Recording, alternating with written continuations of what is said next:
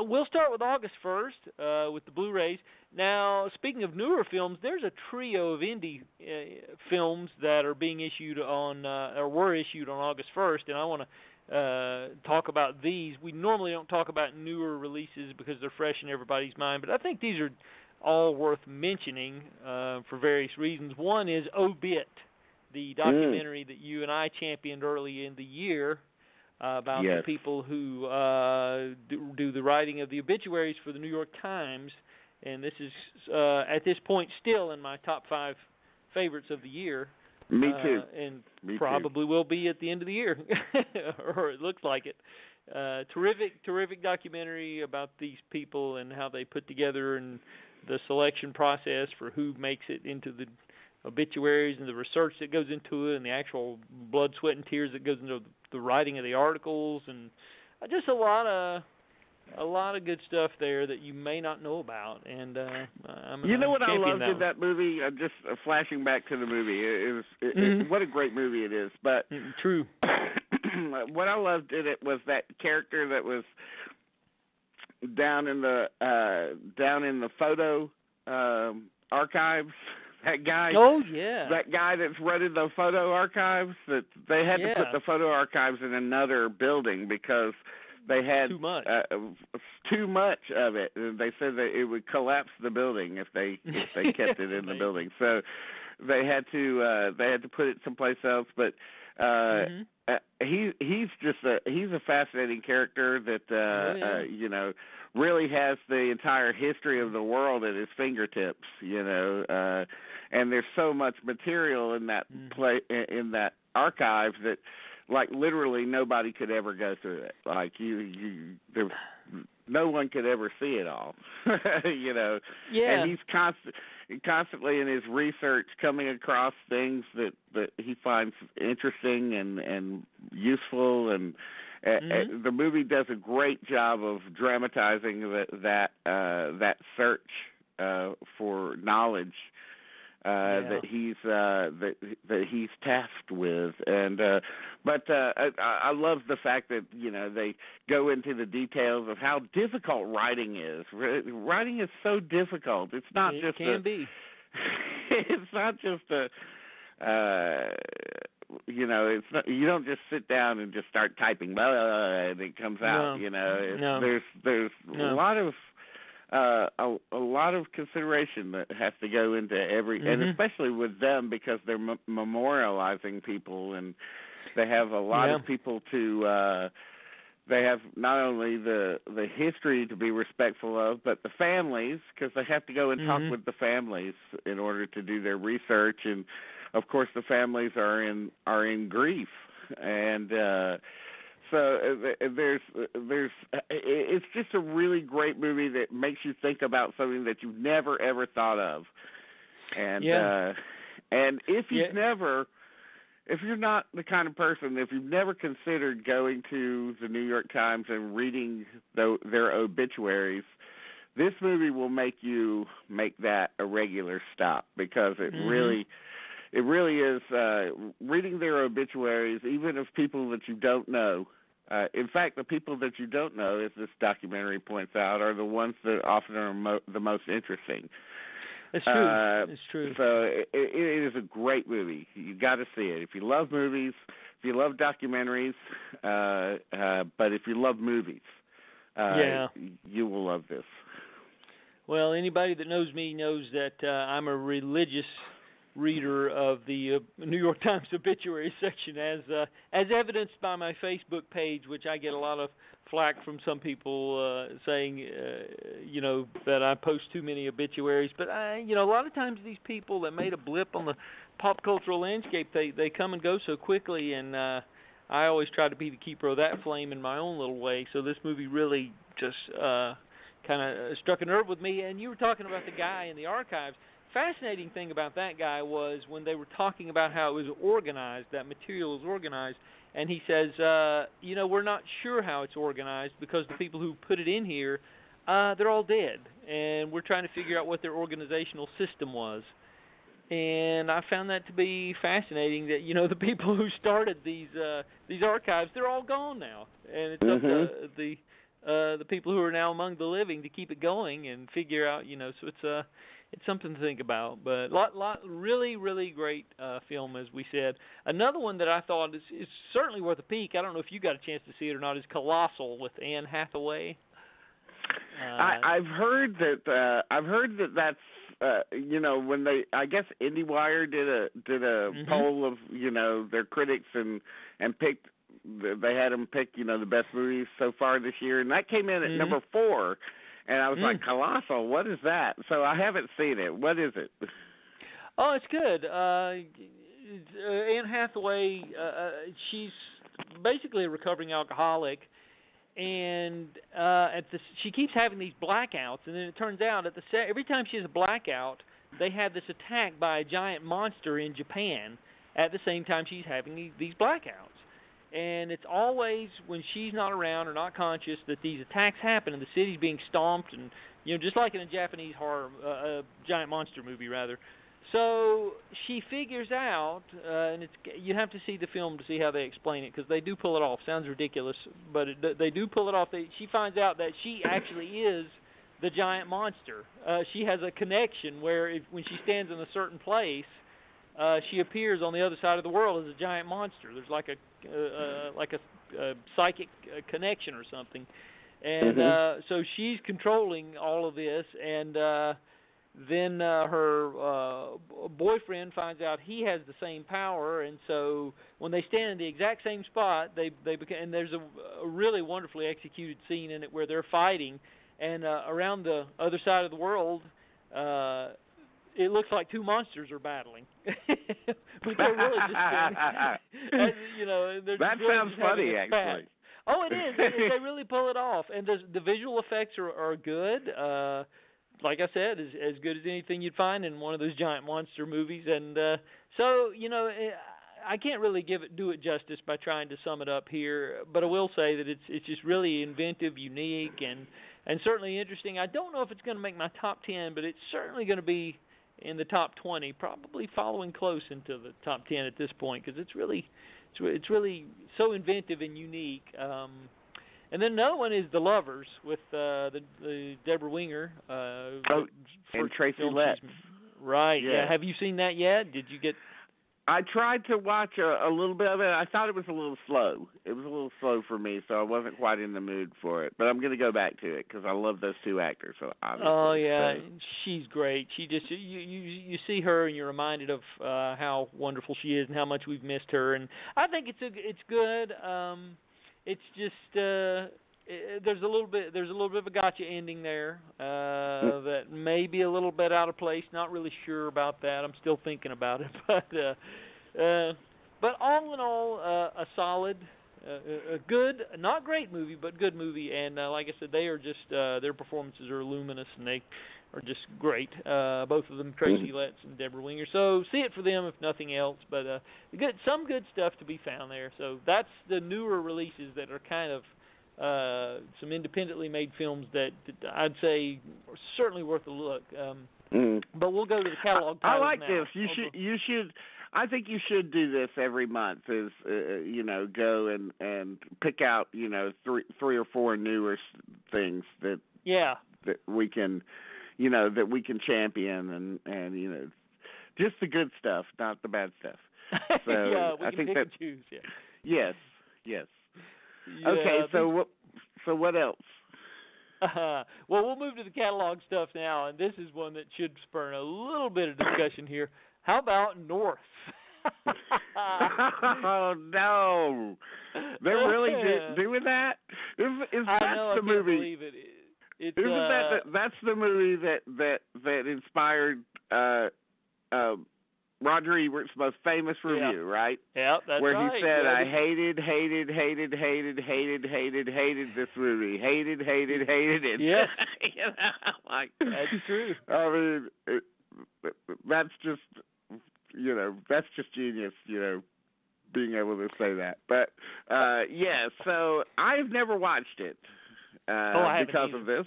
I haven't either. It's Rob Reiner, right?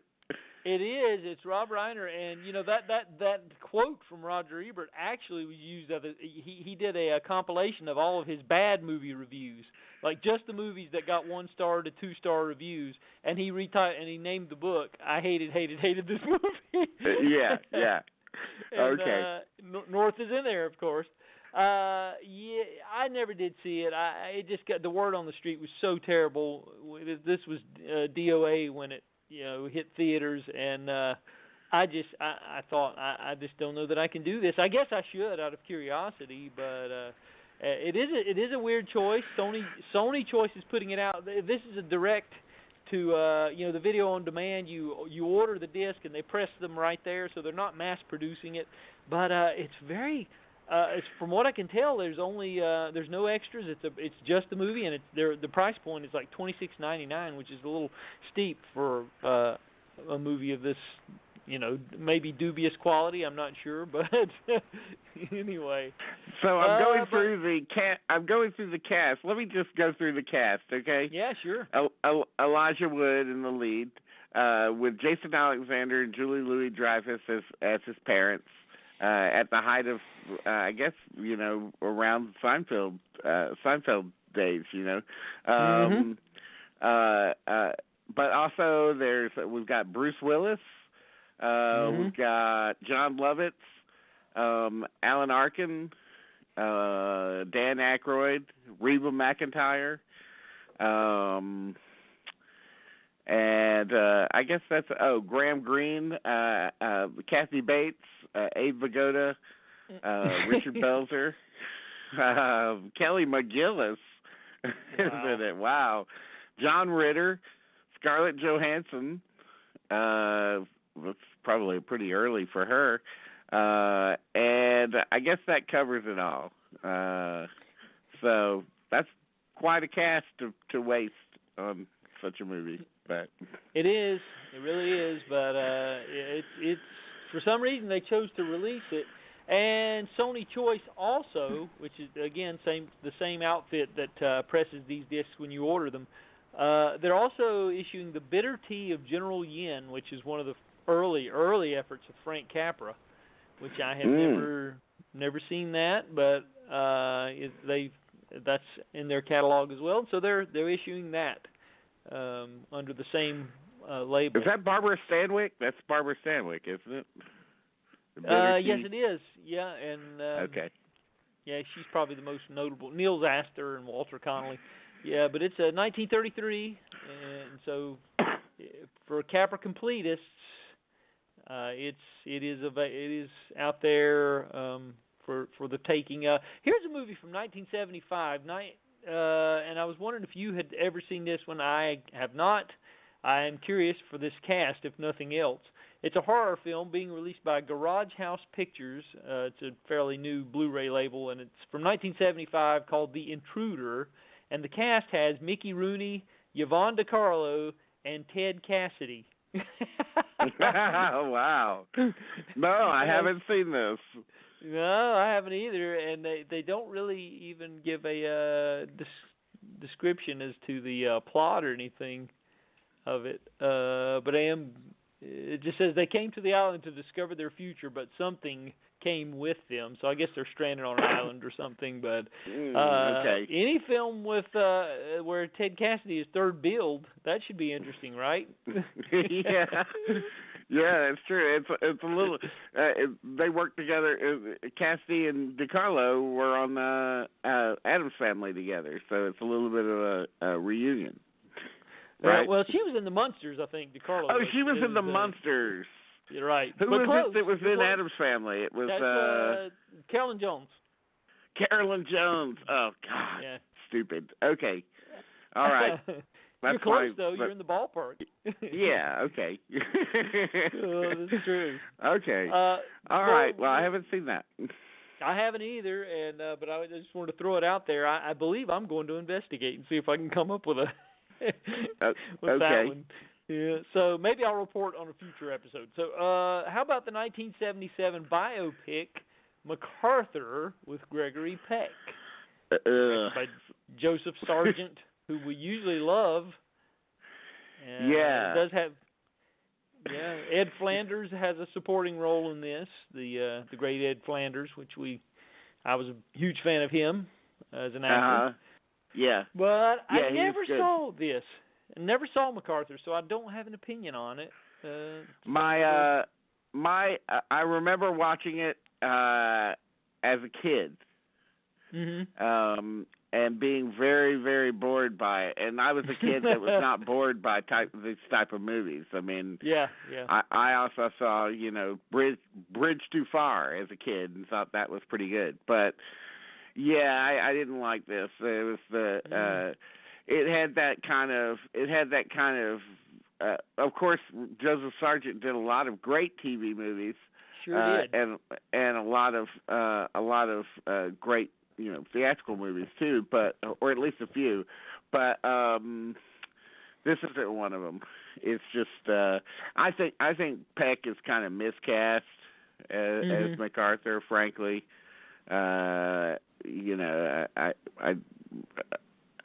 doesn't have that kind of I don't know. He doesn't have that gruffness that you want from MacArthur as a character, and but mainly it just feels like a movie like Midway or something like that, where it's just got kind of a staid sort of stiffness to it that isn't very good. So. Interesting that you would say that. That was Universal made Midway the year before this, so it's the same distributor, the same studio. Yeah. So there may have been something going on around that There's time. some kind of, and they were major makers of TV movies, Universal. They were, time, yes. and so they all have that kind of look to them, that sort of bland kind of look to it. That sort of overlit kind of quality to it. There's no real nuance to the photography or anything, and better left. Yeah, better left. You're right. Yeah, well, there's another one they made around that time too. My mind always goes back to 2 Minute Warning, which was another Universal production, and that one to me is just another one that could have easily been a TV movie. And in fact, they added 50 minutes to that when they ran it on TV. So at least though, you're right. You're onto something. A lot of those movies did have a similar quality, but so a couple of Kino releases here. How about The Devil's Brigade from 1968 with William Holden, Cliff Robertson, Vince Edwards, and Andrew Prine, and directed by Andrew McLaughlin. Yeah, it's okay. It's kind of a standard 60s World War II movie. It's nothing great. Okay, now that's one it's a blind spot for me. That's why I was asking for your expertise on that one. Yeah. The Good Son. Go on. Oh, now that's a good one. With Macaulay Culkin, right? That's the one. Yep. Mm-hmm. It's not bad. it's not horrible. It's not as bad as you might think it might be. I mean, it's basically it's The Bad Seed all over again. The Bad Seed, which was done in the 50s, was Patty McCormick as a killer kid. Everybody thinks she's sweet and innocent, but she's not really, and so it's basically a retread of that. But it's given that there's not much Macaulay Culkin stuff out there that we can really point to and say, well, this is why. I mean, this is one of the byproducts of him being a star or whatever. It's funny, if everybody knows who Macaulay Culkin is, but probably everybody can only remember one movie he was in. So this is another one, and he does okay in it. So it's not bad. It's a taco movie. Yeah, it's Joseph Rubin, who did The Stepfather and Dreamscape. I thought those were much better. I do remember seeing this one. I haven't seen it in about 24 years since it came out in the theater. Me too. I remember my take on it was that I felt like there were a few good scares in it, but I felt like it had the feel of something that had too many hands on it, as far as like the studio just was tinkering, post-production tinkering, I guess is a good way to put it. And it felt like it was a little rushed, and that there wasn't really any of us. There were setups that didn't seem to pay off for me, and there didn't really give much insight as to why that kid was so rotten, and so I had a few issues with it. But again, there's a few things worth seeing in it. The new Blu-ray has a. Oh, go ahead. To me, by the way, the whole, I don't feel like you need to explain evil in a movie. Like it just is. So that I mean, like. True. Like in The work. Bad Seed, they don't explain it either. She just is evil. That's all it is, So, but it's not like she got hit on the head and became evil or something like that. Yeah. But you were saying that there's some extras. Yeah, there's just an interview with Joseph Rubin and a couple of things like that. There's a let me see here. Hold on just a second. There's an interview with Joseph Rubin and the cinematographer John Lindley, Daniel Hugh Kelly, and Wendy Crewson, who are in the movie. They do an on-camera interview, and there's one also with David Morse, who's in it. So, okay. And there's a trailer. So if you are jonesing to see Macaulay Culkin play an evil kid, well, there you go. It's out there. So we'll move along to August 8th for the releases from that day. Here's one that was a big hit, but I can't say that I liked it. In fact, I thought it was pretty much rubbish when I saw it 32 years ago, and I don't think I've changed my opinion. That's Teen Wolf. Yeah, I hate it. This is one of those movies that I lump in with, like, The Goonies, that became a cult hit that people held close to their heart as like is something that was emblematic of their childhood. But just because it's emblematic of your childhood doesn't mean that it's any good. And it's just one of those movies. The fact that they've made a TV series out of it and so forth, and a series of movies that probably get increasingly worse. I never reacted to it at all. The whole idea of like him playing basketball and he's a wolf. Oh, come on! I can't even watch it. No, forget. I watch Air Bud before I watch this. Right. Well, it's funny because I was the target audience. I was 15 years old when it came out. I remember. And this was the summer when Back to the Future had made him he was a TV star, but Back to the Future took him to that whole other level. And then they released this. They just had the good fortune to release this in August of that year, which Back to the Future I think was released in late June, early July. And they really lucked out. They sure did, because this just coasted on the success of that. And I just remember being the target audience. I was 15 and going to see it, and even thinking at that age, this is terrible. Yeah.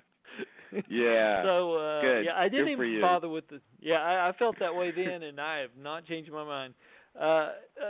They did release the sequel, Teen Wolf 2, but I didn't even bother with that. I've never done Jason that. Bateman. Right. Yeah. It's just. Even the special effects look goofy in both of these, or I know in the original. Yeah, the makeup's bad. The design of the wolf is bad. They couldn't even design a decent wolf.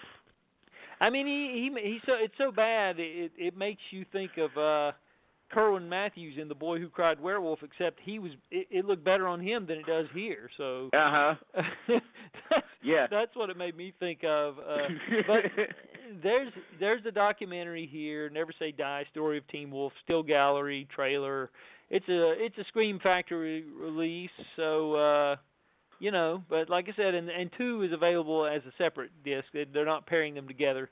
But anyway, if you are a fan and you know who you are and you love the nostalgia of it, and it gives you that warm, gooey, fuzzy feeling, which I'm sure it does for some people, but not me. It's out there. Now we will go to a Criterion release here. How about The Breaking Point, directed by Michael Curtiz, which is really a second version of Ernest Hemingway's To Have and Have Not, with John Garfield as a charter boat captain who takes on dangerous cargo to save his boat. and support his family in the process. I haven't gotten around to looking at this, although I hear it's pretty good. I watched it. Last week, and I loved it. I thought, yeah, it's very, very good. It's smartly written, good screenplay. It's brutal. And it's got an unusual quality. Okay, so he's happily married to Phyllis Thaxter. He takes the job to transport these Chinese people to American soil, and from there he kind of has a dalliance with Patricia Neal, who I usually see as kind of a dowdy person, but here she's blonde. She's she's platinum blonde and very very sexually forward, and it's interesting to see a character like Garfield, who is trying mightily to stay faithful to his wife, who he still loves. He doesn't have any problems with the wife or with his home life, except that they're running out of money and she's having to work, and it's messing with his sleep schedule and her job, and it's a complex movie. It's well photographed. I remember thinking that the photography seems a little ahead of its time, and good score by Max Steiner, and and just a really really solid noir movie with a really really good lead performance from Garfield. So, and Curtiz, Curtiz was just one of those directors who could really just make almost anything, like even an Elvis movie. He could raise the bar on almost anything. So. Oh, he was, and what makes this also good is that it's another of the Warner Brothers titles that Criterion has a license from them. Warner Brothers does not typically license their titles, sub-license their titles to anybody except Criterion. So this is one that they allowed them to have, and there is a new 2K digital restoration here. There's a new interview with critic Alan Rode. There's a piece featuring the actor and acting instructor Julie Garfield on her father, John Garfield. There's a video essay, and an excerpt from a 1962 episode of The Today Show, which takes you on a tour through the Ernest Hemingway house and shows you the contents, including items related to have and have not. So I thought that there's some interesting batch of extras there. But anyway, The Breaking Point is available from Criterion and was released August 8th, as well as Kino has also issued 2 Elvis films, I guess. We went through the 40th anniversary of the passing of Elvis Presley, so Kino issued Clam Bake and Frankie and Johnny. I don't know if you want to say anything about these titles. But I can't watch any of those Elvis movies. One of my great friends, Brian Mattson, who I've known since going to NYU Film School with him, and I'm still friends with him here in Atlanta. He is a massive Elvis fan, but even he can't get me to sit down and watch any of those Elvis movies. I just can't. I can't. They have to be the good ones, like Kid Galahad or some of the early ones, Love Me Tender or something like that. But when it gets into the 60s Elvis, other than Viva Las Vegas, which is probably the best one. And I really love Elvis on Tour too. I like the the documentary. But that's great. Yeah. Those are the only Elvis movies I can sit through. All the other ones, with him singing, the song of the shrimp and stuff like that. I just can't watch those. Well, it is worth mentioning that Clam Bake, it features the "Do the Clam," which is the main song from that film, and it was written by none other than Dolores Fuller, the the wife or widow of, she's passed now, of Ed Wood. She was the one-time spouse of Ed Wood, let's put it that way. And she's depicted in the film by Sarah Jessica Parker. That's worth mentioning as just a little odd trivia there. Mm. But, so Warner Archive issued on the same day, August 8th, Freebie and the Bean with Alan Arkin and James Caan, and directed and produced by Richard Rush, and scripted by Robert I have a tremendous Kaufman. affection for this movie. Yep. It's one of the great cop buddy movies of the 70s. Mm-hmm. Really terrific lead performances from Arkin, who's particularly good, and Caan. They make a really good team. It's surprising that they never reteamed them. That's how good a movie it is. Now, it has been a long time since I've seen it, so it could be horribly dated. And I just haven't seen it in a long time. But we do have a DVD copy of it here. I do want to check it out again. It's got some good stunts in it. Yep. I remember a stunt where like a car flies off of a freeway and goes crashing into a house or something. Yep.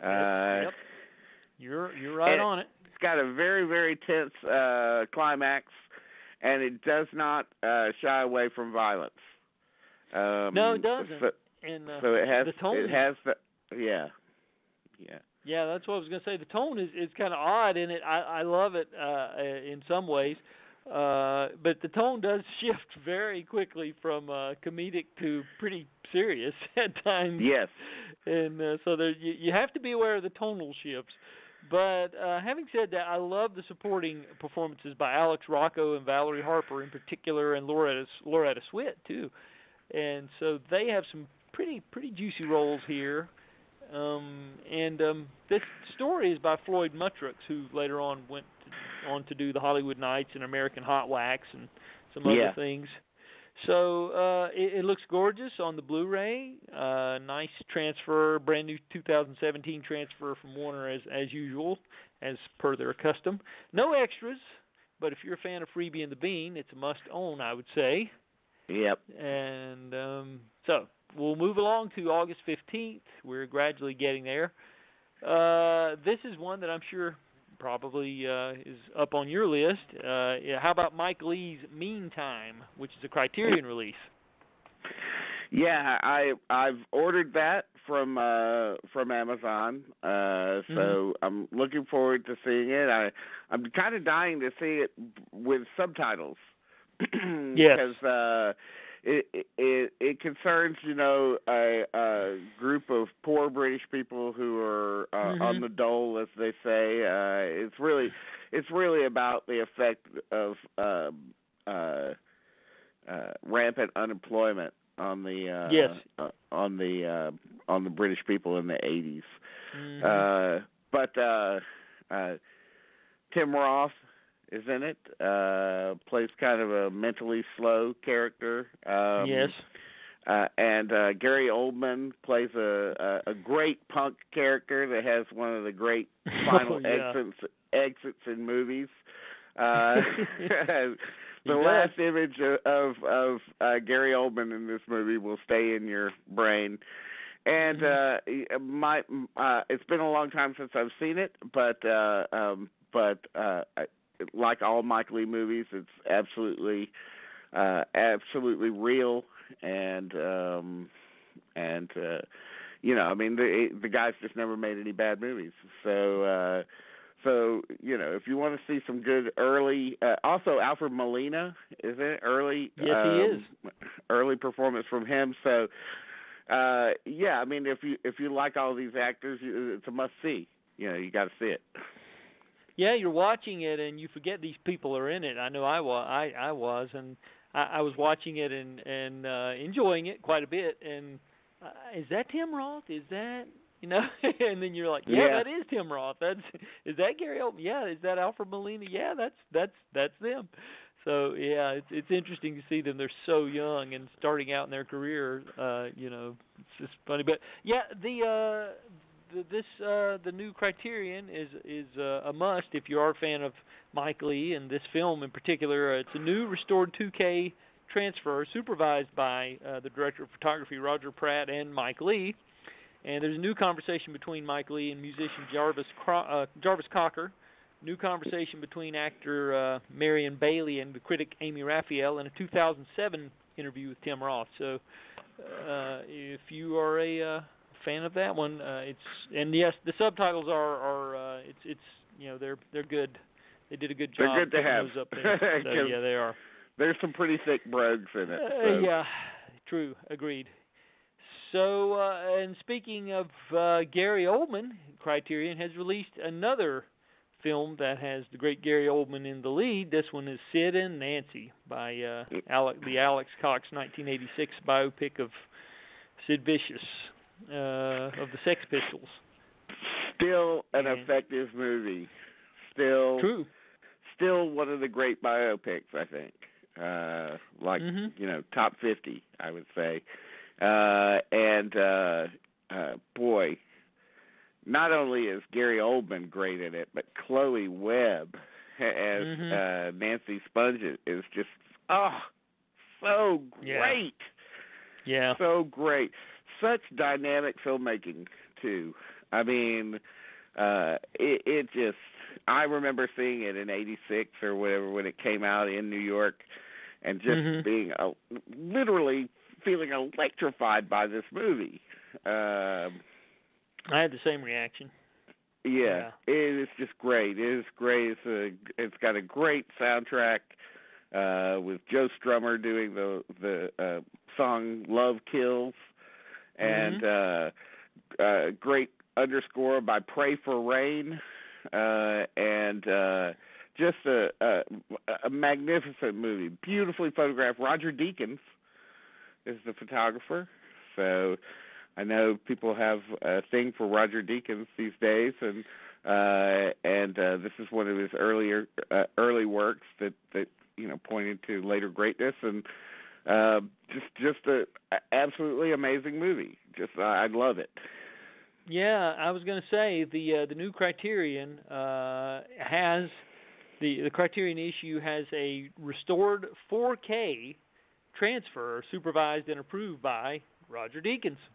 And it has 2 audio commentaries. There's one from the original 1994 Laserdisc, which features the co-writer Ab Wool and Gary Oldman and Chloe Webb and cultural historian Graal Marcus and the filmmaker Julian Temple. Wow! Yeah, there's also stuff. they've gone back into the vaults and they pulled out a 1987 documentary on the making of the film called England's Glory. That's here. There's the infamous 1976 Bill Grundy interview with the Sex Pistols on British television. Oh wow! Were they cast on television? And I'm not sure. I haven't gotten around to looking at this, but this is just a list of the extras. It's there's a rare telephone interview with Sid Vicious from 1978 here. There's interviews with Vicious and Nancy Spungen from a 1980 documentary called DOA: A Rite of Passage. And there's excerpts from a 1976 episode of the London Weekend Show about the London punk scene. And excerpts from Sad Vacation. Well, it's just one, believe it or not. Oh, wow. Wow. Yeah, so, they were able to fit a lot on that disc. They sure were. It's a 50-gigabyte disc, and it does have an essay book in addition to all these other things. So, if you're a Sid and Nancy fan, I would say that's a must also. I think I might have to get that one. Yeah, you get the bang for your buck. That's all I'm going to say. Is if you're looking to get the value, they put it in there. Yeah. Yeah. So another Criterion issue is Hopscotch with Walter Matthau from 1980. I always thought it was weird that this is part of the Criterion Collection, and it's been part of the Criterion Collection like almost from the beginning. It has the DVDs, Yes, an odd choice, and I remember seeing that it was part of the collection about a decade ago, or maybe more, and I said, I'm going to rewatch it. And I remember seeing it when it came out in the 70s and or in the 80 or whatever. And I remember seeing it with my grandfather. It was the kind of movie that my grandfather would love to see because he loved Walter Matthau. I thought it was kind of there was something sort of dull about it, I thought. Rewatching it again, I got as an adult, I got a little bit more out of it, but I still don't really understand why. I mean, I would prefer, they released House Calls, over. I agree. Which is the other movie that he did with Glenda Jackson. So, but because I like House Calls a lot better as a movie. I do too. It's kind of interesting that they're releasing it. It's a spy movie. I get kind of bored with spy movies for some reason. There's something about international intrigue that really just makes me want to take a nap. But yeah, couldn't agree more. Yeah, I think your assessment's spot on. I had the same reaction. But we'll move on to a couple other things here. Some Twilight Time titles. 8 Heads in a Duffel Bag. That's one I've never seen. I know you like that movie. You have a. I'm not going to tell you it's great, but there's one scene. The movie is worth the price of admission for one scene, if nothing else, where Joe Pesci fantasizes that the heads that he's carrying in his bag, in his duffel bag, come to life and start singing Mr. Sandman. or rather, you have to see it. It's surreal. He's fallen asleep and he's dreaming that this is happening, and that he dreams that the headless bodies are coming after him, and except the heads are not singing Mr. Sandman, they're singing Mr. Hitman to the tune of Mr. Sandman. So it's worth it just for that one scene. But there's some good sporadic laughs from time to time, and it's it's written and directed by Tom Schulman, who did Dead Poets Society. He wrote Dead Poets Society. So wow, Oscar winner. Yeah, it was. Yeah. So and Diane Cannon basically is doing a rehash of her role from Heaven Can Wait, the recovering alcoholic who sees these discombobulated heads and flips out. So. Yeah, I'd say a marginal recommendation from me on that. There's enough good stuff to say, hey, it's worth viewing, and maybe with a couple of tacos. So yes, that always improves a movie. Oh yeah. So a couple more Twilight Times while we're on that subject. Kid Galahad, you just referenced that. They put that one out. That's one of the good ones. That's probably. Yeah. That might be the best. That might be like, like as a drama, like probably Elvis's best. I mean, Viva Las Vegas is more of a fun movie, like a fun romp. So as a romp, that one's the best. But this really exercises some of Elvis's dramatic chops, something he didn't get to exercise very often, and it's got a classic feel to it. It's Michael Curtiz again, so it's good. It's one of the good ones.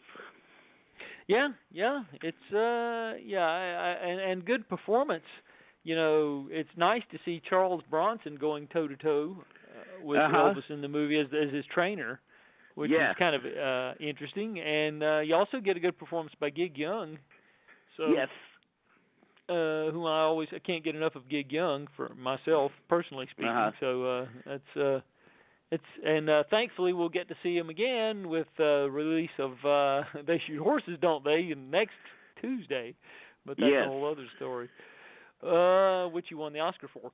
But a couple of the Twilight Times, The Long Hot Summer, which, Paul Newman and Joanne Woodward. I have always kind of had an interesting relationship with this movie. I saw it back in the early 90s and just felt like it was just kind of ho-hum. Very ho-hum.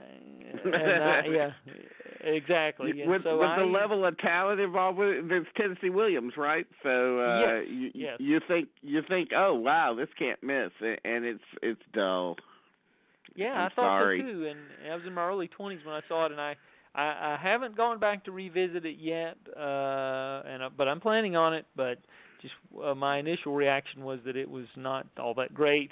I did revisit another Twilight Time, or rather visited for the first time, another Twilight Time release, which you and I talked about off the air, Suddenly Last Summer, which is based on a one-act Tennessee Williams play. So. And you didn't react very well to it, did you? No, I did not. I felt like that was really an endurance test. Let me just put it that way. It really was. I mean, there's a lot of things that's wrong with it. It's for one thing, it's a one-act play that's been stretched into an hour and 55-minute movie, which is way too long for such a thin premise. You've got Montgomery Clift, who just 2 years prior to filming this had been in that horrific accident that he suffered while he was filming Raintree County when he was in that car wreck, and disfigured him. And he had somewhat recovered by this time, but I think he was addicted to painkillers, and his performance suffers a little bit. He has kind of a robotic quality, I think, here, and so he doesn't really. I think Liz Taylor got him the part, and they wouldn't even insure him because of his painkiller addiction and all of that, but she vouched for him, and that's how he got the job. But it was nice of her to be such a good friend, but it's just and she does the best she can with the material in the movie, and Katharine Hepburn, of course, is there, but it's a lot of speechifying and a lot of just talking and not showing, just talking. And I don't like that when they're doing a play adaptation. I think if you're telling something about something that happened in the past, it helps the film immeasurably to go back and show that as a flashback while they're telling the story. And there's not a lot of that. They're just telling the story and not showing what happened. They were pretty faithful to keeping it as a play. Yes. On film. Yeah. That was their goal, I guess, and. It's one of the rare movies to get nominated for 2 lead Best Actress roles in Hepburn and Taylor. So that's sort of an achievement. But I do think they're good in it. They're not the reason that the movie is dull. It's funny, it's Joseph Mankiewicz, so he was a pretty talky director. But yes, he was. It's funny. As much of a reputation as Tennessee Williams has, as a playwright, the movies from Tennessee Williams' works,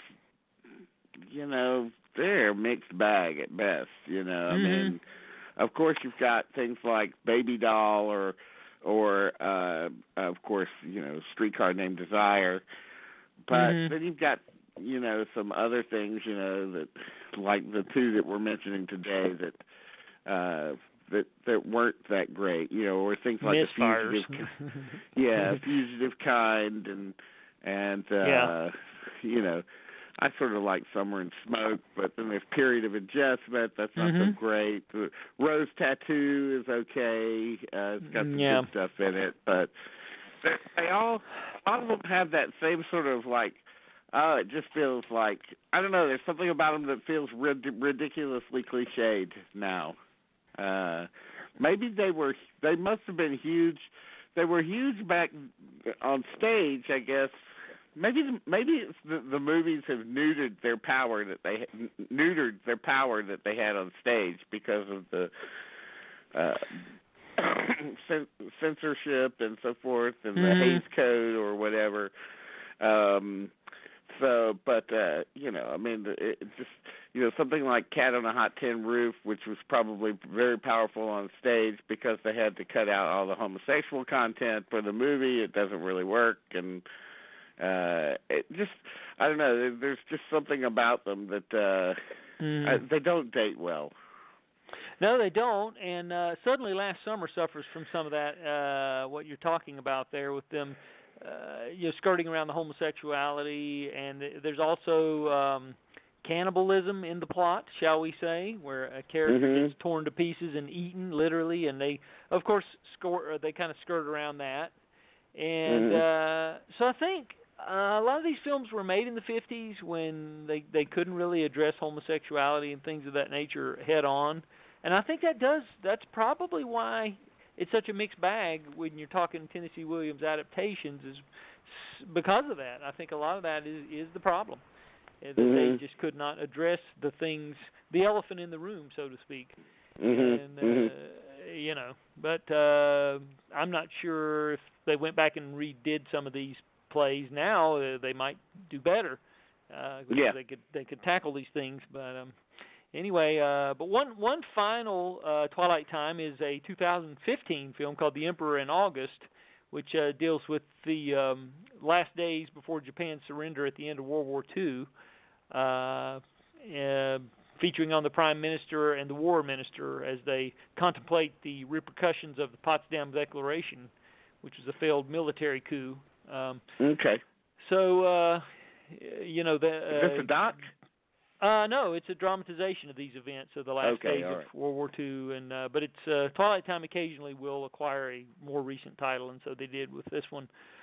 A couple other things that were released on that day: Night Moves from 1975, Warner Archive.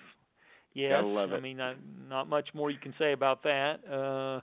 Missing in Action, The Shout Factory. They have issued a collector's edition of Missing in Action. Shakes the Clown, which was one of the first films directed by Bobcat Goldthwait, who I think has actually turned into a pretty interesting director. I've enjoyed some of his output as a director, to be quite honest. He definitely has a voice. Let's just put it that way. He does. I mean, it's not, I don't think, my thing. I think his movies are a little mean, but that said, he definitely, he kind of falls into that category of like Todd Solondz, that kind of miserable. Yes. How do I say this? Miserablest movies. Just sort of. It's very much a part of that sort of Josh and Benny Safdie kind of thing that we're talking about. Just like everything bad that can happen. So, but some people love it. So. Yeah, I mean, you have to just kind of get on that wavelength, and if you're not on it, I would advise not investigating. But if you are, and sometimes I am, it depends, and sometimes I've enjoyed some of these films. Especially, I liked World's Greatest Dad, the one he did with Robin Williams. That's really one of his better. I think that's one of his best. Yes. Yeah, I do. So Kino has issued a 50th anniversary edition of The Good, the Bad, and the Ugly. They've done a brand new scan of the print. This is also notable because it's the first time that they've ever issued the original theatrical cut, which most fans of the film say is the best cut of The Good, the Bad, and the Ugly. Previously, the only version you could get was the restored version, which had the redubbed lines by Eli Wallach and Clint Eastwood when they went back and redubbed them some 20 years ago because they lost the audio. But this is the original, and there's a lot of carryover extras from previous editions. So if you're a fan of The Good, the Bad, and the Ugly, their 50th anniversary edition has been released. Shout Factory has issued, now get ready for this one, Hercules from 1983, starring Lou Ferrigno and Sybil Danning. The less said, the better. They released the second one too, right? They released. They surely did. Yes, they did both of them at the same time. So, yep. Yeah, I mean, it's they're '80s versions of Italian. They're Italian, right? So that's right. Yeah. So they've got that quality to them. But again, some people love that quality, that sort of.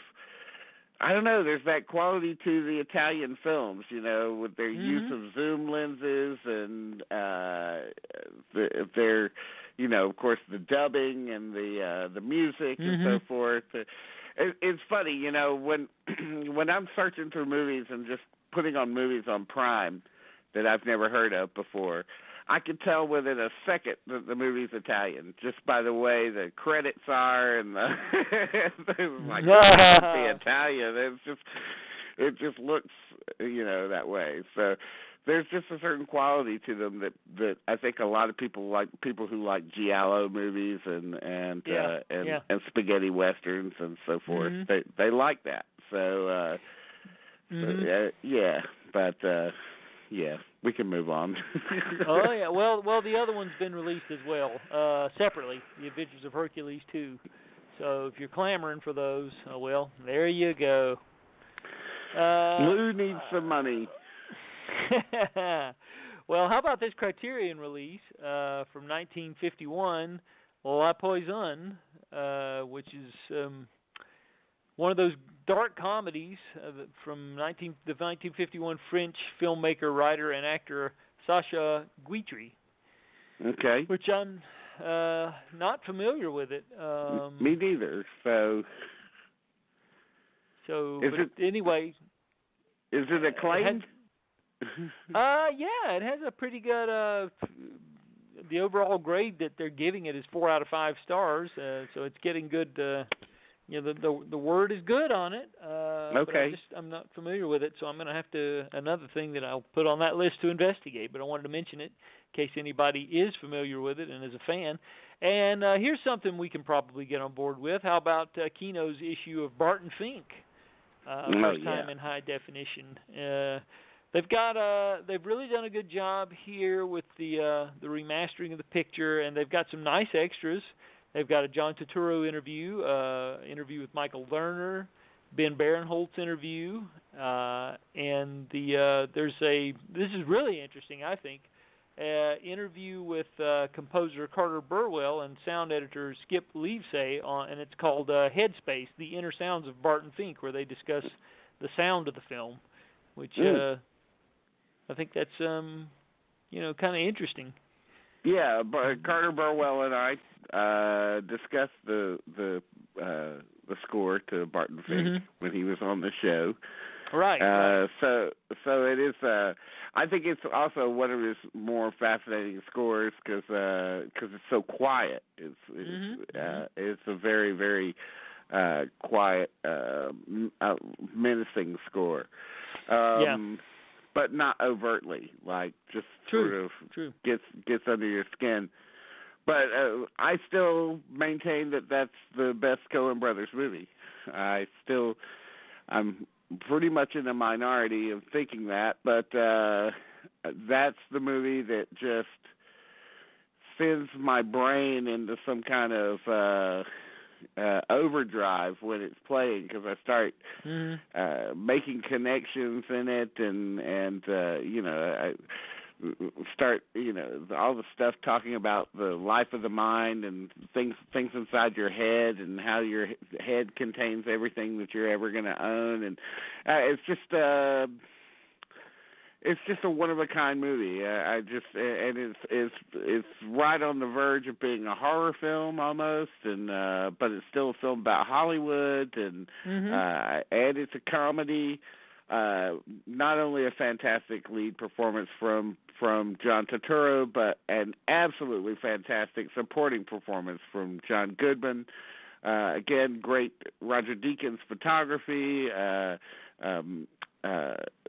Dennis Gassner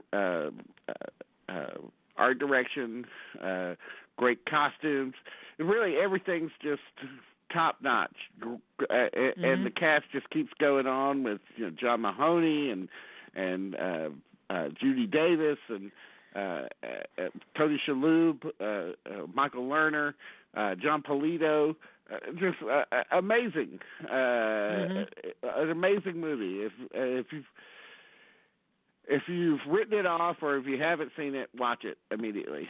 Watch it again. Reconsider it. So. Yeah, true. I love it too. I do. A couple other things here. Whale Rider, the 15th anniversary edition from Shout Factory. Okay. And, great lead performance from that girl. Keisha, yeah, definitely. Yeah, Oscar nominated. Mm-hmm. And what about My Blue Heaven, directed by Herbert Ross and starring Rick Moranis and Steve Martin? That's a Warner Archive release. That was one that I know it's got a little bit of a cult following, but I've never watched it. There's just something about it. I never wanted. I can't buy Steve Martin in that role, so basically that's why I haven't watched it. So, but I don't know. Have you seen it? No, I haven't. It's supposedly I have it on the way, and I can't wait to investigate finally, because I remember when it came out and never did. I was kind of like you. It wasn't that I didn't, I wasn't necessarily deliberately avoiding it, but it just never happened. And after all these years, and it's kind of a comedic take on the same, the Henry Hill story, the same one that they played for Strait and Goodfellas, of course. But, we'll find out. I guess we can maybe discuss it sometime later on. Thoughts on it. Yeah. And this is an interesting curio from 1980. Never heard of this one, but a company called American Genre Film Archive has released a film called Effects. And it's a horror film with Joe Pilato, Tom Savini, John Harrison, and they're saying that it was cobbled together with loose change by George Romero's friends, and it's a do-it-yourself frightmare that no one talks about. A group of coked-up filmmakers, including Tom Savini, Joe Pilato, and John Harrison, gather in Pittsburgh to make a slasher, and as filming begins and accidents happen, it's clear that something isn't right. So I thought, that sounds interesting. It sounds kind of like, maybe a little bit of Scream, but done about 16 years earlier, 1980. So with the passing of George Romero, and since it has a Romero connection, I thought I'd mention Effects, which is a horror film that is now out.